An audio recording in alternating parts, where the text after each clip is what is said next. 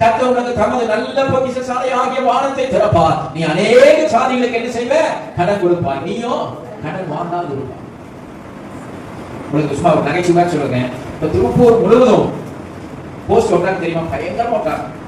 பெரிய போஸ்ட். பணம் தேவையா? ஒரு கேள்வி அழைக்கவும் எங்க திருப்பூர் ஃபுல்லா.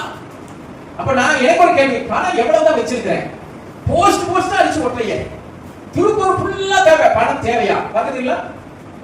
சின்ன நோட்டீஸ்ல இருந்து பெரிய நோட்டீஸ் வரைக்கும் தேவையில்லாம திருப்பூருக்கு அத்தனை பேருக்கு பணம் தேவையா? அத்தனை பேருக்கு கொடுக்கறது நீ வச்சிருக்கியா? ஒரு வேலை இருக்கு போல இருக்கு. எவ்வளவு வச்சிருக்காங்க நமக்கு தெரியாது. ஆனா அவை காட்டிலும் அதிகமாக பரலோக பொக்கிஷசாலையிலே தேவன் உனக்கு வேண்டிய ஆசீர்வாதத்தை வைத்திருக்கிறார். அல்லேலூயா. சத்தமா சொல்லுங்க அல்லேலூயா. அல்லேலூயா. அப்போ சம்பூர்ணமான மழை, அது ஆசீர்வாதமான மழை, அது வானத்திலிருந்து பெய்யக்கூடிய ஒரு மழை. அல்லேலூயா. அவர் மழையை பெய்ய பண்ணும்போது நீ விதைக்க கற்றுக்கொள்ள வேண்டும். இங்க ஒரு காரியத்தை சொல்லுங்க. விதைக்க கற்றுக்கொள்ளணும்னா பாச அடுத்த நேரம் தசமமாகும் காணிக்கைதான் அப்படின்னு சொல்லுவாரு நீங்க நினைக்கலாம். அதுவும் ஒண்ணுதான். ஆனா அதுல நான் சொல்றேன், நீ ஜெபத்துல உன் நேரத்தை செலவிட கற்றுக்கொள்ள வேண்டும். அது ஒரு விதை. நீ வேதம் வாசிக்க அப்படி சமூகத்துல நேரத்தை செலவிட கற்றுக்கொள்ள வேண்டும். அது ஒரு விதை. அதெல்லாம் உன் வாழ்க்கையில பிரச்சனை கொண்டு வரும். உபவாசம் இருந்து ஜெபிக்க கற்றுக்கொள்ள வேண்டும். தேவ சமூகத்துல மன்றாடி ஜெபிக்க கற்றுக்கொள்ள வேண்டும். ஒருவேளை யாராவது நம்முடைய சபையில இன்னைக்காவது வந்து சபை எப்பவுமே திறந்துதான் இருக்கும், கூட்டினதே கிடையாது. இன்னைக்காவது வந்து சபையில உட்கார்ந்து தனித்து முழங்கால் பண்ணிட்டு ஆமென் உபவாசம் இருந்து ஜெபம் பண்ணிருக்கீங்களா? தேவனோட நேரத்தை செலவிட்டு இருக்கிறீங்களா?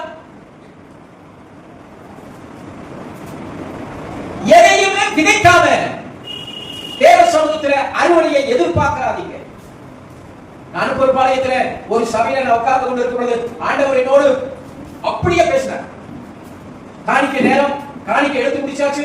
காணிக்கை எடுத்து முடிச்சோடனே ஒரு பாஸ்டர் ஜெபம் பண்ணினாரு. பாஸ்டர் ஜெபம் பண்ணும்போது அவர் சொன்ன ஒரு வார்த்தை என் ஆண்டவர் உடனே என்னோடு பேசினார். அவர் சொன்ன வார்த்தை, சிறுக விதைத்திருக்கிறோம் ஆண்டவரே, பெருக அறுக்க உதவி செய்யுங்க என்று சொன்னார். எப்படி எவ்வளவு விதைச்சிருக்கிறோமா? சிறு ஜெபத்துல சொல்றாங்க, சிறுக விதைத்திருக்கிறோம், பெருக அறுக்க உதவி செய்யுங்க சொன்ன உடனே ஆவியானவர் மனசுல உடனே சொன்ன வார்த்தை, தவறான வார்த்தையை சொல்லி ஜெபிக்கிறார் என்றார்.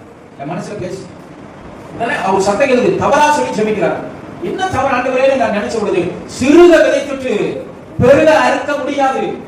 சிறுக விதைக்கிறவர் வசனம் இருக்கு. சிறுக விதைக்கிறவர் சிறுக அறுப்பான், பெருக விதைக்கிறவர் பெருகத்தான் அறுப்பான். நமக்கு என்னன்னா